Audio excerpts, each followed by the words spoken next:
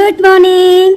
ललिता जी की पाठशाला में आपका स्वागत है। साथियों, ललिता जी की पाठशाला में आपका स्वागत है और आज हम चर्चा करेंगे कक्षा 12वीं फिजिकल एजुकेशन अध्याय 4 दिव्यांगों के लिए शारीरिक शिक्षा और खेल कूद। जैसे कि पिछली कक्षा में हमारी चर्चा हुई थी अक्षमता क्या होती है और आज हम चर्चा करेंगे विकार कि विकार क्या होता है। विकार होता है जो सामान्य व्यक्ति कार्य करते हैं उसमें गड़बड़ी होना और वह कार्य में क्षमता ना होना। तो जानते हैं विकार कितने प्रकार के हैं। यहाँ एक बार ब्लैक बोर्ड की सहायता से हम समझेंगे विकार। जैसे कि हम समझ पा रहे हैं 1, 2, 3, 4, 5 विकार 5 प्रकार के हैं। Number 1 ADHD, number 2 SPD, number 3 ASD, number 4 OCD और अंतिम ODD। तो क्या होगा ADHD, SPD, ASD, OCD, ODD। इसी चित्र की सहायता से हम नीचे देखते हैं। अब पहला ADHD यानी कि attention deficit hyperactivity disorder. दूसरा हम देखते हैं SPD यानी कि सेंसरी प्रोसेसिंग डिसऑर्डर और तीसरा ASD यानी कि ऑटिज्म स्पेक्ट्रम डिसऑर्डर। अगला हम देखते हैं ODD अर्थात अपोजिशनल डिफिएंट डिसऑर्डर और अंतिम जो हमने देखा भी OCOD यानी कि ऑब्सेसिव कंपल्सिव डिसऑर्डर। ये 5 प्रकार के हमारे विकार हैं। जैसा कि अभी रिसर्चर्स ने, साइंटिस्ट ने, डॉक्टर्स ने डिक्लेयर किया है कि 5 प्रकार के विकार व्यक्ति में पाए जाते हैं। अब ये 5 प्रकार के विकार कैसे पता चलेगा, इनके क्या लक्षण है, क्या इनके कारण होते हैं और कैसे इनका हम निवारण कर सकते हैं। तो चलिए बच्चे एक बार इस चित्र की सहायता से हम देखें और मैं आपको बता दूं कि ये 5 नंबर, 6 नंबर, 3 नंबर में आ सकता है। जैसे कि 6 नंबर क्वेश्चंस में अधिकतर एक ही आएगा। जैसे कि ADHD क्या होता है, ADHD का अर्थ बताइए, ADHD के कारण क्या होते हैं और ADHD के लक्षण क्या होते हैं। यदि एक ही आता है तो वो 6 नंबर का आ सकता है। इसी प्रकार 6 नंबर का कोई भी हमारा विकार आ सकता है। ब्लैक बोर्ड पर एक बार दृष्टि डालें। ये खूबसूरत सा चार्ट आप लोगों के लिए बहुत ही मेहनत के साथ बनाया गया है। 5 हमारे विकार हैं। इससे आपको याद रहेगा कि 5 हमारे हाथ, 5 उंगलियां, जिससे हम ये बता सकते हैं कि कितने विकार हुए, 5। और एक बार फिर से यहाँ लिखा हुआ ADHD, SPD, ASD, ODD और OCD। अब इनके 5 विकार तो देखा आपने किस प्रकार के 5 उंगलियां, 5 विकार हैं। आपको याद रखना हमेशा। इस तरह से आपने सहायता से अपने हाथ से खुद भी आप बनाएंगे तो आपको याद भी रहेगा, आप भूलेंगे भी नहीं और आपको इसी एक ही चार्ट पेपर में पूरे 5 विकार दिखाई देते हैं। तो विकार, सबसे पहले दृष्टि डालेंगे विकार। विकार के प्रकार, कितने प्रकार के विकार हैं, 5 प्रकार के विकार हैं, आपने देख ही लिया। अब विकार की प्रकृति, विकार की प्रकृति क्या है, मतलब नेचर क्या है, मतलब लक्षण क्या है, कैसे पता चलेगा कि विकार के लक्षण ये हैं और उसके बाद विकार के कारण। तो ये 3 चीजें हैं, 3 आप देख रहे हैं पॉइंट्स जो विकार के क्वेश्चंस में 6 नंबर का आ सकता है। कोई भी विकार, जैसे कि ADHD विकार है और ADHD के कितने, आपकी प्रकृति क्या होगी, उसके लक्षण और उसके कारण क्या होगी। इसी प्रकार SPD, ASD, ODD, OCD के भी प्रकृति और उसके कारण, प्रकृति यानी कि लक्षण। तो आइए बच्चों एक बार विस्तार से समझते हैं कि 5 विकार। सबसे पहले हम चलते हैं ADHD। क्या होता है ADHD? Attention deficit hyperactivity disorder. एक बार ध्यान से देखेंगे हम सभी कि attention deficit hyperactivity disorder क्या होता है बच्चों। ये एक मस्तिष्क संबंधी विकार है। मस्तिष्क संबंधी, जैसे हम सभी जानते हैं, मस्तिष्क से हम लोग क्या करते हैं, मस्तिष्क में हम लोग सोचते हैं, ध्यान लगाते हैं, एकाग्र करते हैं, हमारी मेमोरी होती है, हमारी एक्टिविटी होती है और शरीर मस्तिष्क की सुनता है और मस्तिष्क से सूचना मिलने के कारण हमारी शारीरिक क्रियाएं होती हैं। तो ये मस्तिष्क संबंधी विकार है। इसमें क्या होता है, देखें, सबसे पहले एकाग्रता, बालक व्यक्ति या किसी भी मनुष्य में जिसकी एकाग्रता कम होती है, एकाग्रता कम होना, किसी भी काम में ध्यान न लगना, मन विचलन होना, बार बार इधर से उधर होना, कभी इधर देखना कभी उधर देखना। जैसे कि यदि हम कहें कि आइए राइटिंग करें, तो सामान्य तौर पर बच्चा आराम से बैठकर राइटिंग करता है और एक पूरा चैप्टर कर लेता है। लेकिन यदि ADHD है तो उसकी एकाग्रता नहीं होती, एक शब्द लिखेगा इधर उधर देखेगा, नहीं लिखेगा, अपना ध्यान भटकाएगा। इसी प्रकार यदि उसको खेल के लिए भी मैदान में लिया जाए तो वो ना तो ध्यान से सुनता है, ना वो ध्यान से किसी कार्यक्रम को करता है, ना ही भागीदारी लेता है। दूसरा हम देखें उसकी स्मृति। अब स्मृति attention deficit hyperactivity disorder का दूसरा जो एक लक्षण दिखाई देता है वो है स्मृति, यानी कि याददाश्त, मेमोरी। इसका क्या अर्थ है? जैसे कि अभी बच्चे को बताया गया कि आपको क ख ग इस तरह से याद करना और लिखना, लेकिन यदि वो ADHD है तो वो भूल जाता है कि उसको क्या बताया गया था, उसे क्या समझाया गया था, या उसको खेल की गतिविधियों में शामिल किया जाए। मैं शारीरिक अध्यापक से बात कर रही हूँ, तो शारीरिक शिक्षा में यदि उसे बताया जाए कि आपको इतने मीटर के डिस्टेंस पर ऐसे जंप करनी है, तो वो भूल जाएगा और वो कहीं भी जंप कर देगा। फिर उसको दोबारा बताया जाता है कि आप ध्यान से देखें, सुने, आपको ऐसा नहीं ऐसा करना है, तो उसकी स्मृति में जल्दी से बातें फिक्स नहीं होती हैं। तो स्मृति भी इसका एक मुख्य कारण है। ADHD का तीसरा हम देखेंगे लक्षण, अति सक्रियता। अति सक्रियता का अर्थ है ज्यादा चंचल हो जाना, इधर उधर दौड़ना भागना, जैसे कि क्योंकि वो एकाग्र नहीं है, एकाग्रता के अभाव में अति सक्रियता का होना संभवतः है ही।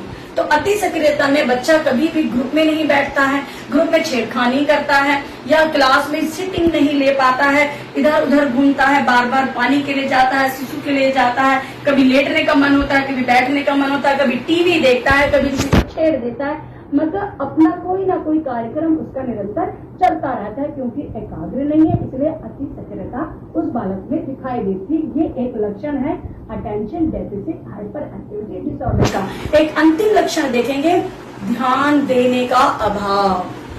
बालक जैसे कि एकाग्र नहीं है, स्वाभाविक है वो ध्यान नहीं देता है। जैसे कि ब्लैक बोर्ड पर सामान्य बच्चे को ध्यान दिया जाता है कि आइए बच्चे देखें और सुने, तो सभी बच्चे अपना ध्यान एकाग्र करते हैं और ध्यान से इस तरह से सुनते हैं। लेकिन ADHD बालक अपना ध्यान नहीं देता है, वो अपने बैग में कुछ न कुछ निकालेगा, रखेगा, अपनी पेंसिल से कुछ न कुछ लिखता रहेगा, या क्लास में दूसरों बच्चों के साथ छेड़खानी करेगा, किसी को पेंसिल चुभाएगा, या सर इधर देखेगा, या सर खुजाएगा, या अपना ऐसे ऐसे करता रहेगा, उसका ध्यान नहीं लगता है, एकाग्रता की कमी होती है। तो ये लक्षण हुए हमारे attention deficit hyperactivity disorder.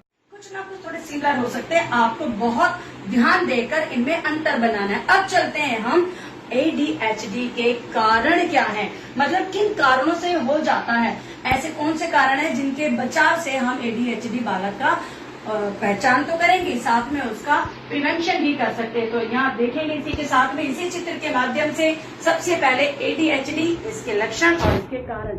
सबसे पहले अनुवांशिक। जी हाँ, ये जीन्स में हो सकता है। यदि खानदान में दादा दादी, नाना नानी, चाचा मामी किसी को भी होगा, माता पिता को है, तो स्वाभाविक है कि बालक को ये ADHD विकार हो सकता है। इसके अतिरिक्त शराब का अधिक सेवन करने से भी व्यक्ति इस विकार से ग्रसित हो सकता है, या माता के गर्भ में जब बालक होता है और माता धूम्रपान करती है या मादक पदार्थों का सेवन करती है, तो सामान्य ऐसा पाया जाता है कि बालक ADHD के लक्षण के साथ, विकार के साथ पैदा हो सकता है। इसी के साथ समय पूर्व जन्म, कई बार देखा गया है कि बालक 6.5 महीने, 7वें महीने, 8वें महीने में पैदा हो जाता है, तो उसका पूर्ण रूप से ना तो वृद्धि हो पाती है और ना ही मानसिक विकास हो पाता है, जिसके कारण ये विकार के साथ बच्चा धरती पर जन्म लेता है। और है कम वजन का प्रसव। यदि बालक कमजोर पैदा होता है, देखिए कमजोर का अर्थ है कि संतुलित ना होना, तो मस्तिष्क की जो नसें हैं वो कमजोर हो सकती हैं, उसके जो लक्षण है ये उसके अंदर आ सकते हैं। तो ये सभी हमारे, आपने देखा, कारण है ADHD के।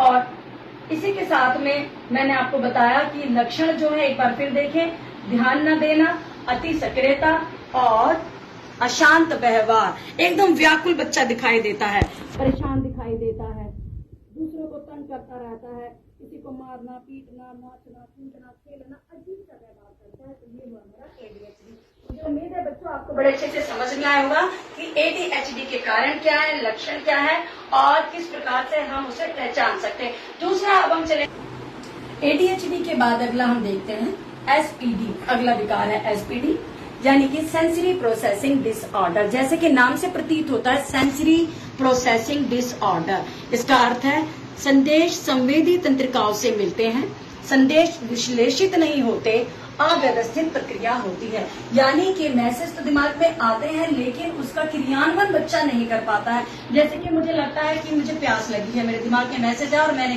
गई और पानी पी लिया, लेकिन बच्चे को समझ नहीं आता या किसी भी इस प्रकार के ग्रसित व्यक्ति को समझ नहीं आता है कि उसको करना क्या है। तो उसको सेंसरी सिस्टम में गड़बड़ी होती है, उसे रिएक्शन में भी समस्या होती है, रिस्पॉन्ड में भी समस्या होती है और बालक अपने आप को प्रदर्शित नहीं कर पाता है।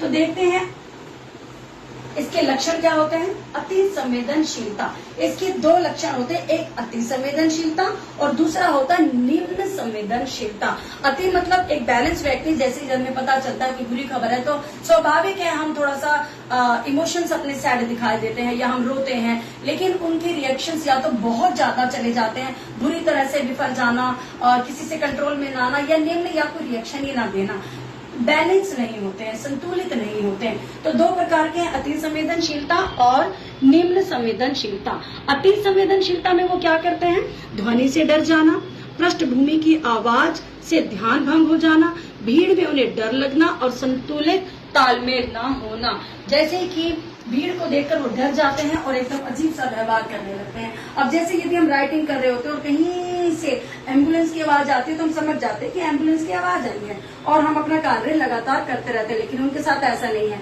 जैसे ही एम्बुलेंस की आवाज आती है वो एकदम से डर जाते हैं, अपना कार्य छोड़ देते हैं और अजीब सा व्यवहार करके सुकड़ जाना या डर जाना या चीख जाना, इम्बैलेंस पर्सनैलिटी हो जाते हैं।